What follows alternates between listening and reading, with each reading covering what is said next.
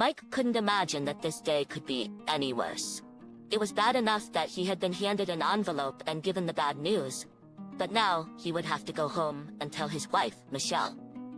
They had gotten married 3 years ago, right out of college, and had started their careers. They were both making decent money, but Mike had no idea how they were going to manage financially. Mike was immersed in his thoughts, barely aware of his surroundings, as he drove home when his cell phone rang. Hello? Hey baby, is everything okay? You don't sound so good. Sorry, it's been a rough day. I'll tell you about it when I get home. Okay, I have something to tell you when you get home too. Oh, I forgot to tell you before, my parents are having dinner with us tonight. I'll see you when you get home. Love you. I love you too. When the call ended, Mike groaned. He loved Michelle's parents, but the last thing he wanted to do was give her bad news when her parents were there. On second thought though, maybe having them there wasn't so bad. They had been through a lot, so maybe they could help Michelle see that this was just a setback, and that together they would find a way to get through it.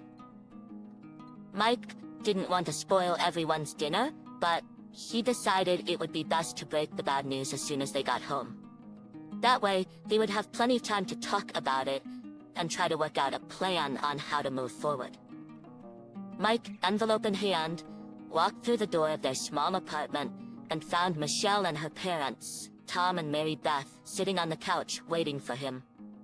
Michelle had the biggest smile on her face as she sat holding her mother's hand, and it pained him to know that he would be the cause of her smile, turning to tears. Before he could enter, Michelle said, "Hi baby. I know you've had a rough day, but I have something important to tell you. So, for the last 10 months, we've been trying to have kids, without success. Today my mom went with me to the fertility doctor. They took some blood to run some tests while we talked to the doctor. After a while, a nurse came in and handed the results of the blood test to the doctor. After looking at the results, he said there was nothing he could do to help because I'm already pregnant." Mike stared silently at Michelle for a minute, digesting what she had just told him. As he took in her words, tears streamed down his face. Michelle, thinking that Mike was stunned by this news, jumped up to hug Mike, but recoiled in horror when he screamed, "Don't touch me." Tom and Mary Beth stared at Mike incredulously. They had never seen him like this before. "Mike, what happened? I don't understand. We talked about this. This is what you wanted, isn't it?" "What did I want? This is definitely not what I wanted. What I wanted was to have children with the woman I love most in the world, raise them, and then grow old together, surrounded by family and friends. This is what I wanted." Michelle was on the verge of tears. "What are you talking about? We're gonna have a baby. We're going to grow old together."